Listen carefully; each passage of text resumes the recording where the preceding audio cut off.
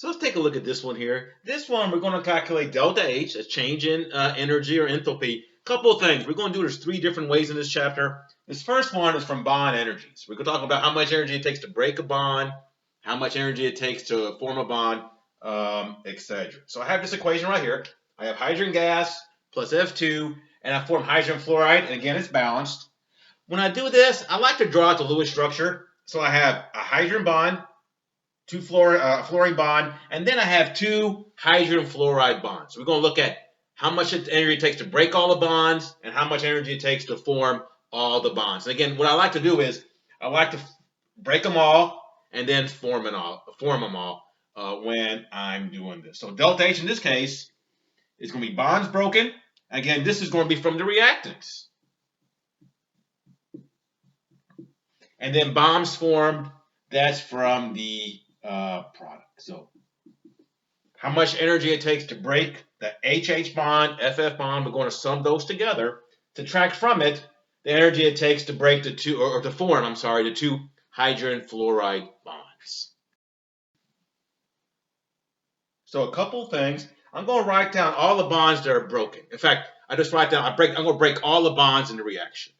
And so in this case, I'm going to break 1 hydrogen bond. So I look up on the table. It's a table of bond energy. Should be in your notes. That's 436 kilojoules per mole.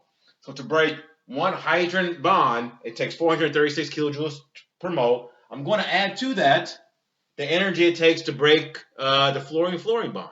So in that case, it's 155 kilojoules per mole. So my bonds broken is 591 kilojoules per mole. Bonds formed. Now in this case, I use a 2. This is where we balance stuff. So this is from our balance. I form 2 hydrogen fluoride bonds. So the hydrogen fluoride bond, again, this is from the table, is 567 kilojoules per mole. I have 2 of them, and so it's 1,134 kilojoules. So that's how much energy, again, when you form in bonds, you release energy. That's how much energy gets released when I form 2 hydrogen fluoride bonds. To finish this up now, the only thing I'm going to do is take 591 and then subtract 1,134 kilojoules per mole. So 591 kilojoules per mole minus, let me go ahead and erase this, 1,134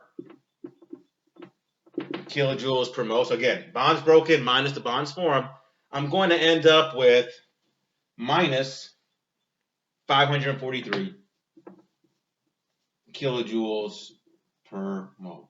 So in this case, what this tells me is that this is an exothermic reaction. This reaction will give off energy.